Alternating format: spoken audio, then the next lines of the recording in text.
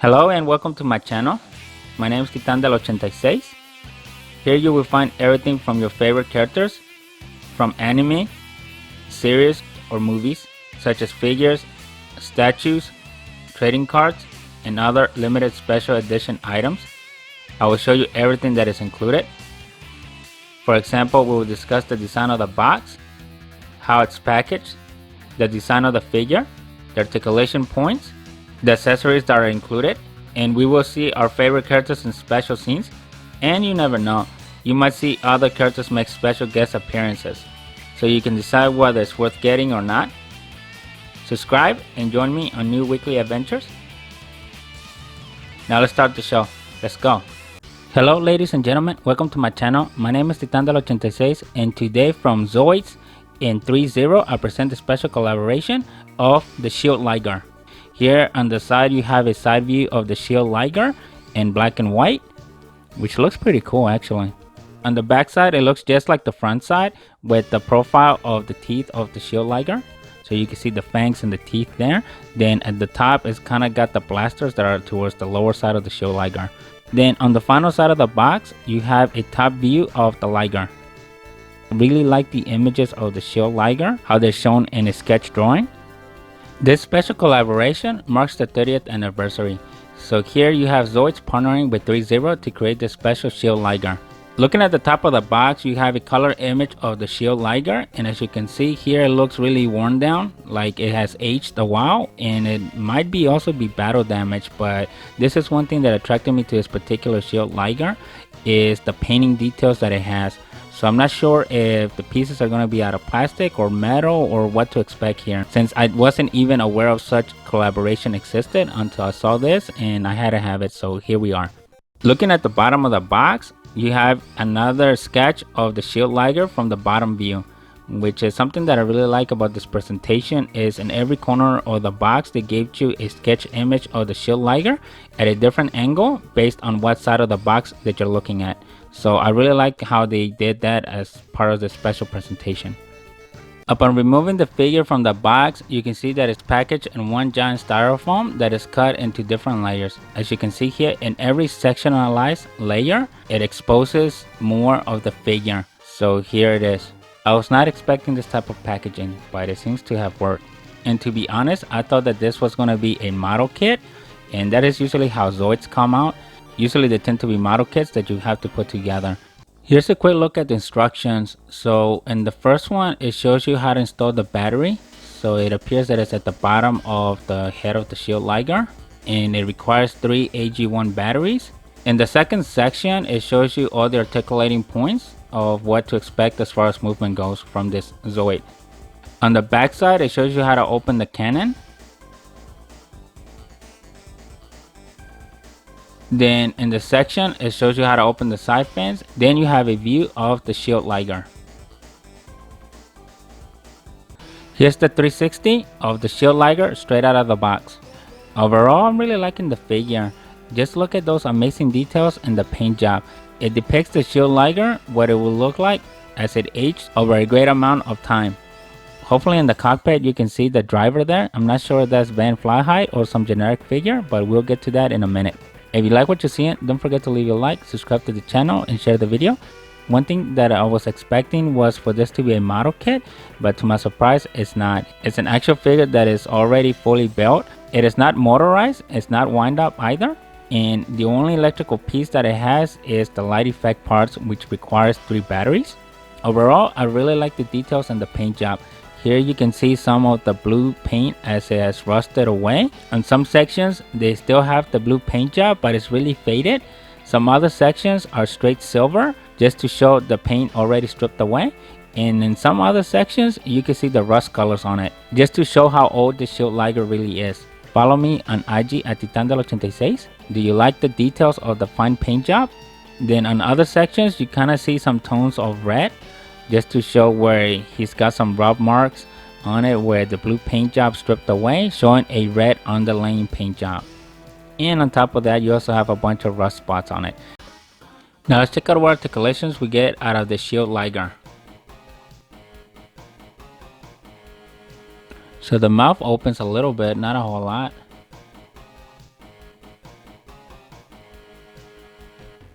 This opens for the shield. If you remember from the show, the Shield Liger can open these little sections here to basically make the energy shield come out. Seems to have a little bit of head movement. I'm not seeing a whole lot here though. One thing is the teeth are very sharp. Looking at the legs, you have inboard, outboard. They go up, down. The paws, same thing. They go up and down. They also go side to side, as you can see here. So this is as maximum up as it goes. This is as maximum down. And then you can see it's got 360. So that's really good. You could probably get a 360 out of the leg. The tail, basically 360 out of it. And it basically goes on every angle that you want to. And the front ones, same thing. You get inboard, outboard, and you also can get a 360 out of it if you're looking at it. Just make sure you have this piece out, if not it's going to hit with this piece. But you can see it here. See that? And it goes in and out. As far forward as it goes, and this as far back. For the front paw, this is as far down as it goes. This is as maximum. And then it's got this little piece that moves. But you're not going to get much out of it anyway. You do get a 360, as you can see. And you get side to side movement.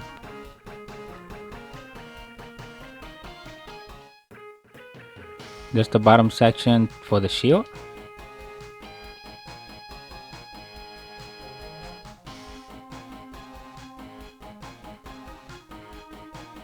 The body does rotate, but as you can see here, you gotta be careful because of the weaponry that's hidden behind the armor. Overall, he's got some articulations. I'm just not sure if they're really the maximum that we can get out of a figure like this. But you can kind of see, so far from what we've seen, the articulating points are not too far different than the Liger Zero that we reviewed a while back. I think that one probably had more articulating points than this one did, but they're not too far off from each other actually. So you can see a little bit of rotation there. You just have to be careful with the moving joints. So there you have it. Here's a side-by-side comparison between Takara Tomy and Bandai Spirits on the Chogokin Liger Zero versus the Takara Tomy and Threezero collaboration of the Shield Liger. They scale relatively well compared to the sides that they're both Liger types. The only difference that you will notice is that the Liger Zero is a little bit slimmer, where the Shield Liger tends to be more bulkier. And that could be just done when you compare generations across multiple years, where things tend to become a little bit more sleek looking versus something that it was done in the past. Just to show the evolution between Zoids over the years. So you have the Shield Liger being a little bit more square and bulky versus the Liger Zero, which is a little bit more rounded and more slimmer. Kind of like when you do comparisons of old cars versus today's cars, where the older cars from the 60s and 70s, they were a little bit bulkier and boxier versus today's cars that are a little bit more smaller and slimmer. It's almost like if you're comparing a Ferrari from the 90s versus a Ferrari today, where you have the old Ferraris being boxier and a little bit bulkier versus today's Ferraris that are more slim cut and more round corners. So that's kind of the relative relationship that you see between these two Liger Zoids, and they were both done in collaborations with other companies. Let me know in the comments who did it better. And if you haven't seen my review of the Chogokin Liger Zero, I suggest you head over there and take a look at it, because that Zoid is amazing and is a must-have figure. Of course, along with this one. And here you have the two opposite ends, right? You have a nice clean Liger Zero, and you have a Shield Liger that's been through several centuries of wear and tear. In this scene, I have the Shield Liger using the energy shield. If you remember, the Shield Liger has 4 sections on the head that basically pop up to form the energy shield, which is the specialty of the Shield Liger. If you like what you're seeing, don't forget to leave a like, subscribe to the channel, and share the video. With his energy shield, he's able to protect against all kinds of damages. If you remember from the show, it didn't really work out with the gun sniper. If I remember correctly, it took only 2 shells in the same direct spot to break the shield. We have seen the shield being used both as defense and offense as well. If you remember in one of the episodes where Ben Flyhide actually used the shield to attack. He made a lot of good use out of that Zoid. Obviously, this one is not a particular variant of the one that Ben Flyhide had, but it's very similar to a Shield Liger. I'm not exactly sure what is the actual spec of this particular one, but honestly, to me, it looks really amazing. And honestly, I like it way better than the Shield Liger that Van actually had. And I don't think I've seen this particular Shield Liger offered as a model kit as well. If you have seen it as a model kit, let me know in the comments. But overall, the Shield Liger does look really amazing. Follow me on IG at Titandalo86.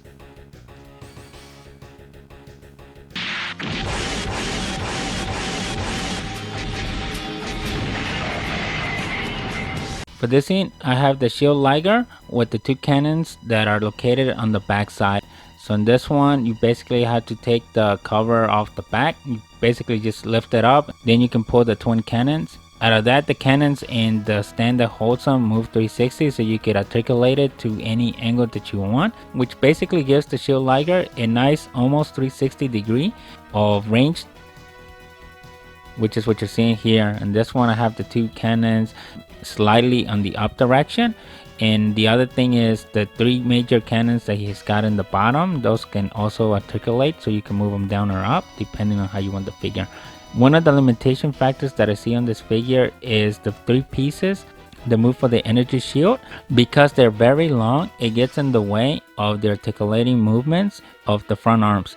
And the other thing to point out, even with the 2 cannons that you see in the back, the reason I have it angled is if you have it facing forward, then that piece that goes down the center, that will have to be lifted up. If not, it causes interference.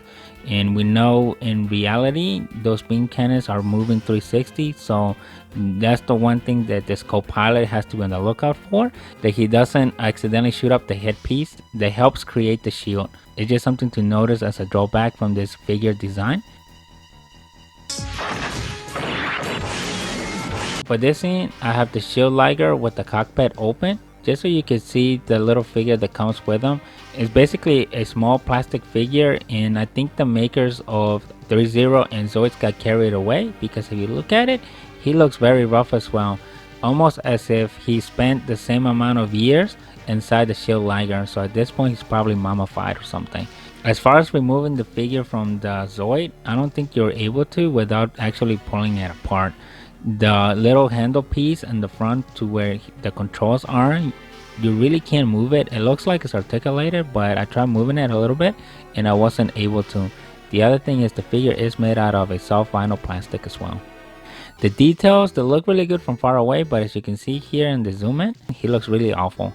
So obviously the main purpose of the Zoid figure is not to display him with the pilot, but just to have the pilot hidden within the yellow glass. The other thing I did here is I took out the 2 side cannons. So in the midsection between the arms and the legs, you could pull the blue piece down to reveal the other 2 types of cannons that come with them.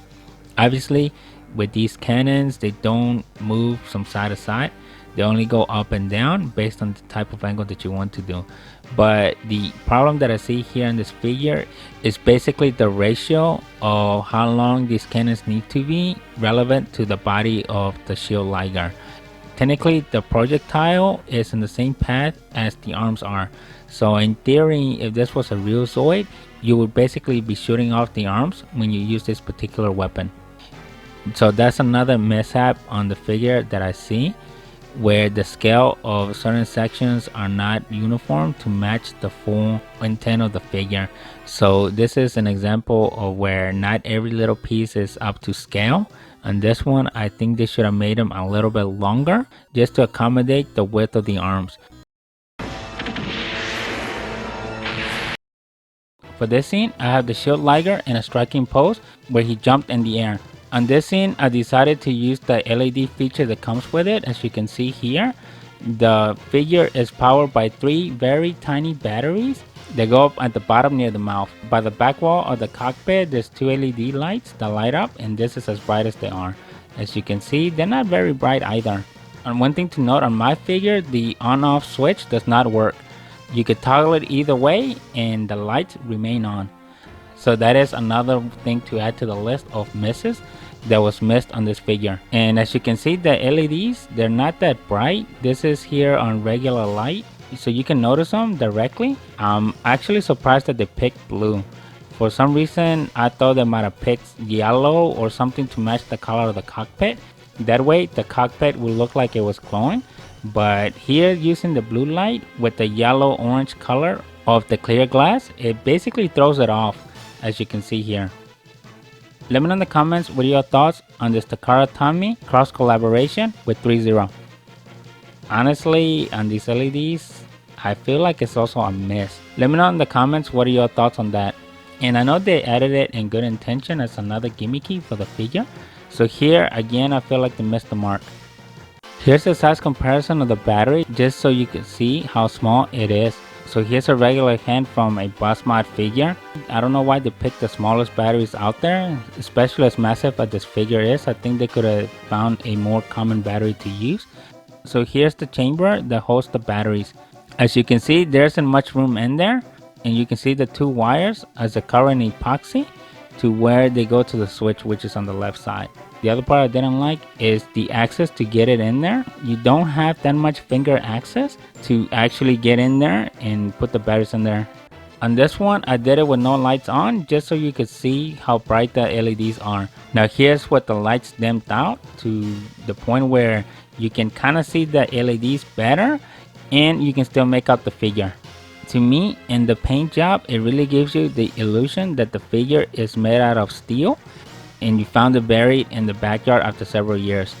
Just by looking at it, when you touch it, it makes you feel like you're picking up this ancient piece that's been hidden and lost in the dirt for several years. And that is the effect that this figure is going for. And because of that, I think that Threezero and Takara Tomy knocked it off the park of what they were trying to depict here, which is a very aged Shield Liger. But when you pick it up, you realize that it's a brand new figure and it's just got a really amazing paint job. And the details, as you can see, they're very phenomenal. As far as the other executions, for example, the light effect part and the proportions, I think they might be a little bit off. And the proportions, they're off based on functionality. The head rotation, it can only move a little bit left and right, but it doesn't give me any movement in the up-down directions. And the last thing I can't really forget is that awful sculpture they did of the pilot. That is one of the worst things I've seen ever. This is all I have for you today. If you like what you have seen, don't forget to leave a like, subscribe to the channel, share the video, and I'll see you next week with a brand new one. Thank you and bye.